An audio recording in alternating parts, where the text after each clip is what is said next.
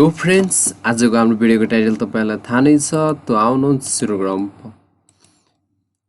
फर्स्टमा चाहिँ तपाईँले एक्सेलमा गएर चाहिँ दिएको डाटालाई चाहिँ टाइप गर्नुपर्छ। जस्तै एउटा क्वेसन नै छ टाइप गरेको छु मैले, construct the frequency distribution of following data भनेर चाहिँ मैले त्यसको सबै डाटालाई चाहिँ यो ए कोलममा चाहिँ टाइप गरेको छु। यो चाहिँ त्यो दिएको डाटा भयो र चाहिँ यसमा चाहिँ तपाईँले चाहिँ अब फ्रिक्वेन्सी डिस्ट्रिब्युसन गर्दाखेरि चाहिँ एउटा के कुरा थाहा पाउनुपर्छ भने तपाईँले चाहिँ यो यसको डिस्ट्रिब्युसन गर्दाखेरि चाहिँ यसमा चाहिँ नम्बर अफ क्लास कतिवटा क्लास राख्ने हो र त्यो क्लासको वाइड चाहिँ कति राख्ने हो भनेर चाहिँ थाहा पाउनुपर्छ। त्यसको लागि चाहिँ एउटा स्ट्रक फर्मुला छ जुन चाहिँ तपाईँहरूले क्लास पनि पढिसक्नु भएको छ होला।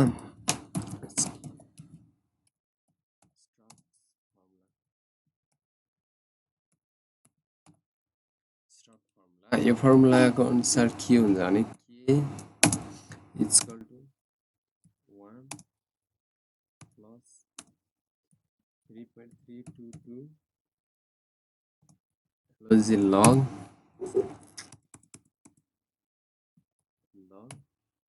10 को बेसमा यहाँ है।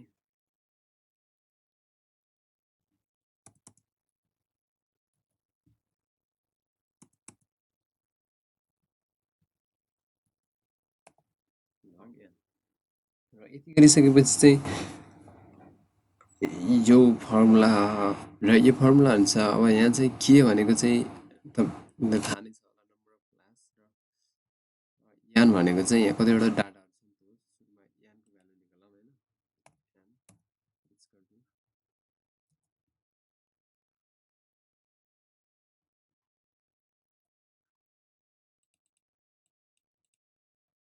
काउन्ट गरेर अनि तपाईँले यसलाई एकैचोटि सिलेक्ट गर्नलाई कन्ट्रोल सिफ्ट र डाउन एरो क्लिक गर्दै हुन्छ।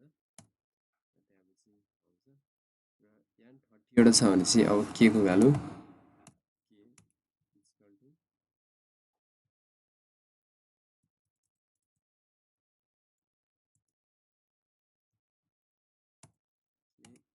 इक्वल टु 1 प्लस 3.322 इन्टु एलोजी लग 10 को बेसमा यान कति हो त हाम्रो 30। यति गरिसकेपछि चाहिँ ठ्याक्कै यसले दिन्छ। जस्तै यहाँ के को भ्यालु 5.9 भने चाहिँ यसलाई राउन्ड अफ गर्दाखेरि 6 हुन्छ होइन। अनि त्यसपछि हाम्रो सजिलो राउन्ड गरेपछि 6 हुन्छ र भनेपछि हामीले गर्न लागेको डाटाको फ्रिक्वेन्सी डिस्ट्रिब्युसनको नम्बर अफ क्लास चाहिँ त्यसको क्लास कतिवटा हुने भयो, 6 वटा क्लास हुने भयो। यो गरिसकेपछि अर्को चाहिँ हामीले के निकाल्न पर्छ भने यसको वाइड क्लास वाइड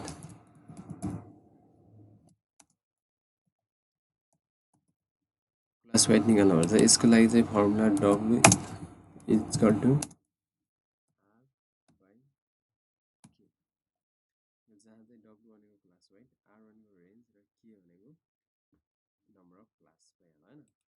अनि चाहिँ हामीले रेन्ज निकाल्नको लागि एउटा मिनिमम भ्यालु चाहियो इक्वल टु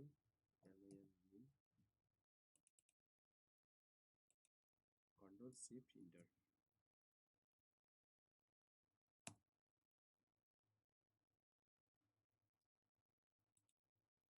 त्यहाँपछि चाहिँ अर्को म्याक्सिमम भ्यालु चाहियो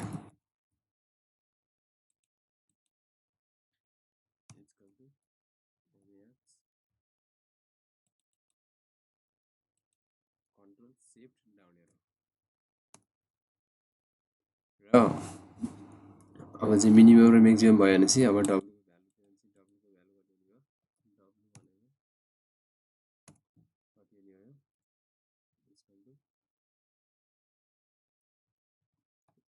रेन्ज भनेको maximum value minus minimum value by के भनेको कति छ 13.37397032 छ भनेपछि यसलाई राउन्ड अफ गर्दाखेरि कति हुन्छ 30 नै हुन्छ होइन।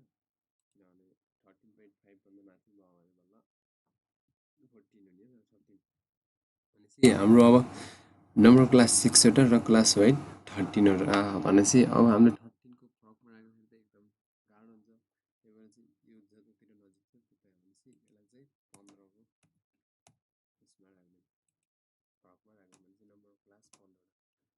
र यसको लागि चाहिँ अब यति गरिसकेपछि हामीले कहाँबाट सुरु गर्ने भनेपछि यसको लागि चाहिँ हामीले फर्स्ट मिनिमम भ्यालु हेर्नुपर्छ। मिनिमम भ्यालु कति हो 15 छ भनेपछि हामीले चाहिँ सजिलोको लागि 15 को फर्ममा राख्ने भने चाहिँ 15बाटै सुरु गर्दाखेरि हुन्छ।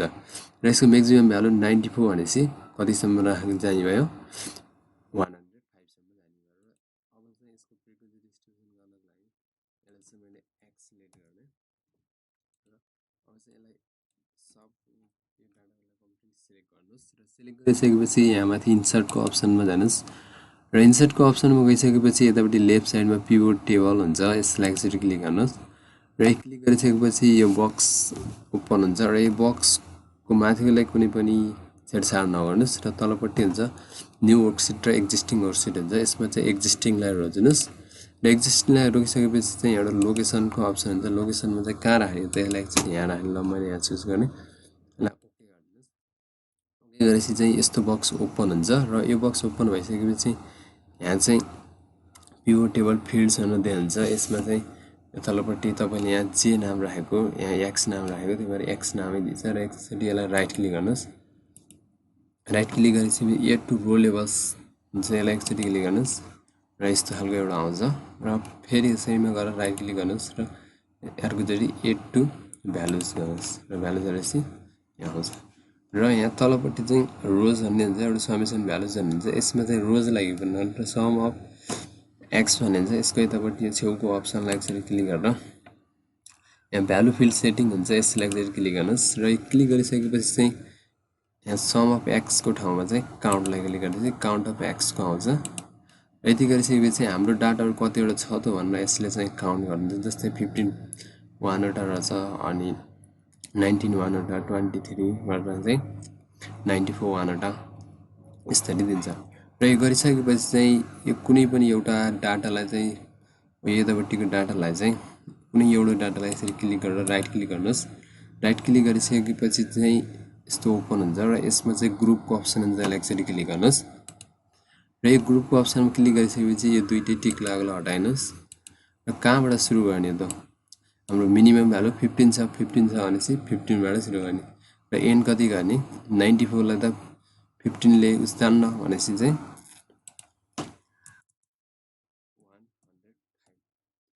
र यसमा चाहिँ के हुन्छ भने तपाईँले यदि एक्सक्लुसिभ क्लासमा राख्ने हो भनेपछि चाहिँ 105 नै राख्नुहोस्।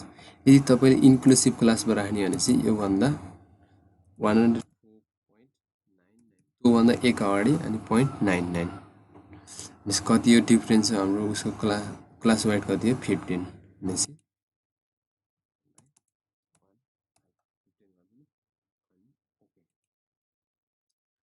गरिसकेपछि यस्तो खालको आउँछ र यसमा चाहिँ अब सिम्पली के गर्नु हुन्छ भने यसलाई सिलेक्ट गरेर चाहिँ यसलाई कपी गरेर चाहिँ कुनै एउटा साइडमा ल्याएर पेस्ट गरिदिनुहोस्। पेस्ट गरेर त्यसलाई चाहिँ सिलेक्ट गरेर डिलिट गरिदिनुहोस् अनि त्यहाँपछि चाहिँ